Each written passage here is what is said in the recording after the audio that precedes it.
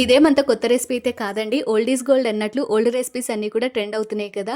ఈ కొబ్బరి పాలన్నంలోకి chicken, mutton super combination అండి. చాలా సింపుల్‌గా ఎలా తయారు చేసుకోవాలో చూసేద్దామా?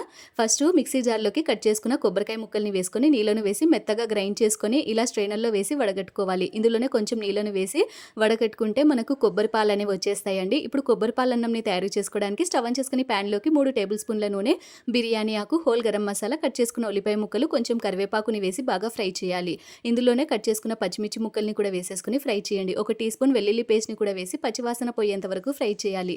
అలాగే కట్ చేసుకున్న కొత్తిమీర, పుదీనా వేసి బాగా మిక్స్ చేసుకొని 3 కప్పుల వరకు నానబెట్టుకున్న బియ్యంని కూడా వేసి మిక్స్ చేసుకోవాలి. 3 కప్పుల బియ్యంకి 6 కప్పుల వరకు కొబ్బరి పాలను వేసి బాగా మిక్స్ చేసుకొని టేస్ట్‌కి సరిపడినంత ఉప్పు, కొంచెం ధనియాల పొడిని వేసి మిక్స్ చేసి మూత పెట్టేసి రైస్‌ని కుక్ చేసుకోవాలి. తర్వాత మంటను మీడియం ఫ్లేమ్‌కి అడ్జస్ట్ చేసుకొని కుక్ చేసుకుంటే సూపర్ టేస్టీగా పొడి పొడిగా ఉండే కొబ్బరి పాలన్నం అయితే రెడీ అయిపోతుంది. చాలా సింపుల్ కదా! మీరు కూడా ఒకసారి ట్రై చేసేయండి. Thanks for watching.